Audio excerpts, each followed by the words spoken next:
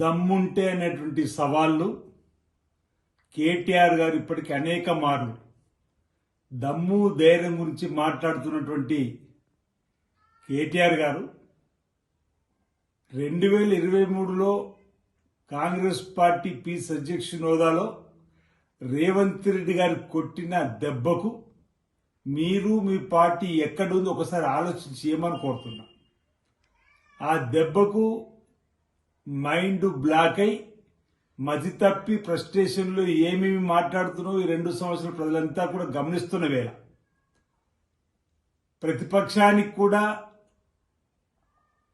ప్రతిపక్ష స్థానానికి కూడా పరిమితం చేసిన ఆ స్థానాన్ని కూడా న్యాయం చేయలేనటువంటి మిమ్మల్ని ప్రజలు ఇసడించుకుంటున్న వేళ వచ్చిన ప్రతి ఎన్నికల్లో కూడా మీకు తలబొబ్బి కొట్టేలా ఫలితాలు వచ్చి మా ముఖ్యమంత్రి రేవంత్ రెడ్డి గారు కాంగ్రెస్ పార్టీ నాయకుల కార్యకర్తల దమ్ము చూపిస్తున్నా మీకు కనిపిస్తలేదా అని అడుగుతా ఉన్నా.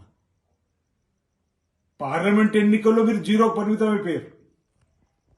తర్వాత కంటోన్మెంట్ ఉప ఎన్నికల్లో మీరు 3వ స్థానానికి పరిమితమైన రోడ్డున్నా ఇంకా దమ్ము గురించి మాట్లాడుతున్నారా? సరిగ్గా 2 మాసాల క్రితం మీరు జబ్బలు చెరుసుకొని జూబ్లీహిల్స్లో గెలుస్తామని గొప్పలు చెప్పి ఈ ప్రభుత్వం పడిపోతుందని చెప్పి పగటికల కంటే ఏం జరిగింది ఆ ఎన్నికల్లో? ఘోరంగా ఓటమి మీ పార్టీ మీరు కాదా అని అడుగుతున్నా. ఇంకా దమ్ము గురించి మాట్లాడుతున్నా చెప్పంటున్నా. పంచాయత్ ఎన్నికలు జరిగి 48 గంటలు కాలే 25% తెలంగాణలో పరిమితమైన మీరు ఈ పంచాయత్ ఎన్నికల్లో ఈడ్చి కొట్టినా ఇంకా దమ్ము ధైర్యం గురించి మాట్లాడేటువంటి మాటలేనని అడుగుతా ఉన్నా. పిల్లక్కాకి ఏం తెలుసు ఉండేలు దెబ్బ అన్నట్టుగా ఈరోజు మీరు ఏదేదో ఊహల పల్లెకిలోకి వెళ్ళి మాట్లాడుతున్నట్టు ఉంది తప్ప ఈ దమ్ము ధైర్యం మాట వాస్తవానికి మీ ఆత్మను పరిశీలించుకుంటూ కూడా రేవంత్ రెడ్డి గారు ముఖ్యమంత్రిగా పదవి స్వీకరించిన తర్వాత ప్రజా బాహుళ్యంలోకి పరిపాలన ద్వారా చొచ్చుకొని పోయి వచ్చిన ప్రతి ఎన్నికల్లో ఓట్ల శాతం పెంచుకుంటూ పోతుంటే బెంబేలెత్తిపోయి మళ్లీ రాబో ఎన్నికల్లో గెలుస్తామని చెప్పిన ఉత్తర కుమార ప్రగల్భాలు పలకడమే తప్ప మరోటి కాదనే మాట ఈ సందర్భంగా చెబుతూ ఆగండి. 4 రోజులు స్థానిక సంస్థల ఎన్నికల్లో ఎంపీటీ జెడ్పీటీస్ వస్తే మీ పార్టీ పరిస్థితి మీకే అర్థమయ్యే విధంగా ఆనాడు కూడా కాంగ్రెస్ పార్టీ విధానాలు ప్రజా బాహుళ్యంలోకి చొచ్చుకుపోయినటువంటి ఫలితం మరోసారి మీరు చూస్తారు.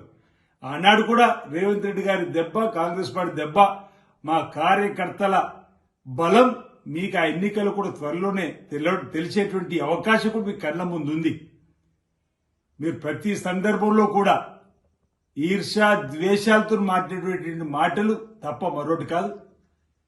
ఈరోజు సత్య హరిశ్చంద్రుడికి వారసుడిలాగా మాట్లాడుతున్నారు. ఎమ్మెల్యేలకు సంబంధించిన అంశంలో స్పీకర్ గారు ఒక నిర్ణయం తీసుకున్న తదుపరి కూడా ఈరోజు మాట్లాడేటువంటి మాటలు ప్రజలలోకి ఏ విధంగా వెళ్తుందని చెప్పని ఒకసారి గమనించుకోమని కోరుతా ఉన్నాం. మెరిట్స్ ప్రకారం స్పీకర్ గారి దగ్గర ఉన్న ఆధారాలతో వారు తీర్పిస్తే ఆ తీర్పును కూడా తప్పుపట్టి వారిని కూడా వ్యక్తిగతంగా నిందించే కార్యక్రమం, మా సీఎం గారికి ఏం సంబంధం లేకుండా సీఎం గారికి ఆ తీర్పుకు సంబంధం ఉందని చెప్పని ఈరోజు మీరు మాట్లాడేటువంటి మాటలు ఒకసారి ఆలోచన చేయవలసినటువంటి అవసరం ఉందన్నమాట. ఈ సందర్భంగా సీనియర్ నాయకులైనటువంటి పోచారం శ్రీనివాసరెడ్డి గారిని పట్టుకొని ఎంతెంత మాటలు, ఆయన కుమారుడి వయసున్నటువంటి మీరు మాట్లాడే మాటలని అడుగుతున్నా. ఏమేం మాట్లాడారు ఒకసారి మీరు అవగతం చేసుకోవాలి.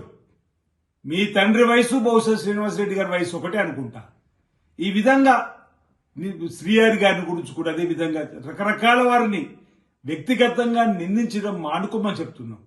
ఇప్పటికే మా ముఖ్యమంత్రి అనేక సందర్భాలు చెప్పారు, ఎన్ని మార్లు ఓటమి చెందినా వీళ్ళకి అహంకారం విషమంతా కూడా తగ్గుతలేదని. ఇంకా అధికారులు ఉన్నామనేటువంటి భావన ఉంది తప్ప మీకు ప్రజలు ఇసడింపు చేసుకొని ఈడ్చి కొట్టినా ఎందుకు ఇంకా ఈ పెద్ద పెద్ద మాటలన్నీ అడుగుతా ఉన్నా.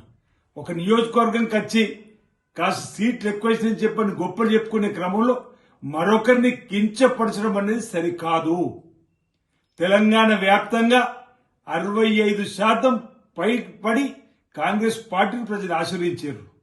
ఈరోజు మీరు 25%కే పరిమితమైనటువంటి సందర్భం కనిపిస్తున్న వేళ ఈరోజు ప్రజా తీర్పును స్వాగతించి ముందుకు పోవాలి తప్ప దమ్ము ధైర్యం గురించి ఇంకే ఎందుకు మాట్లాడాల్సి వస్తుంది అనేది ఒకసారి గమనించుకోమని సందర్భం కోరుతూ మా రేవంత్ రెడ్డి గారి దమ్ము ఈ ప్రతి ఎన్నికల్లో మీకు కనిపించింది.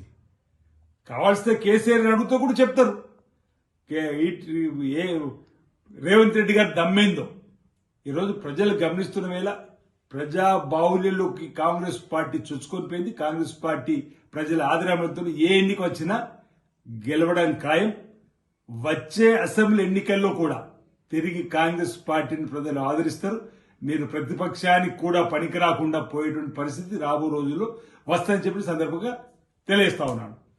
అసలైన తొలి వెలుగు. ఫాలో వాట్సాప్ @తొలి వెలుగు official.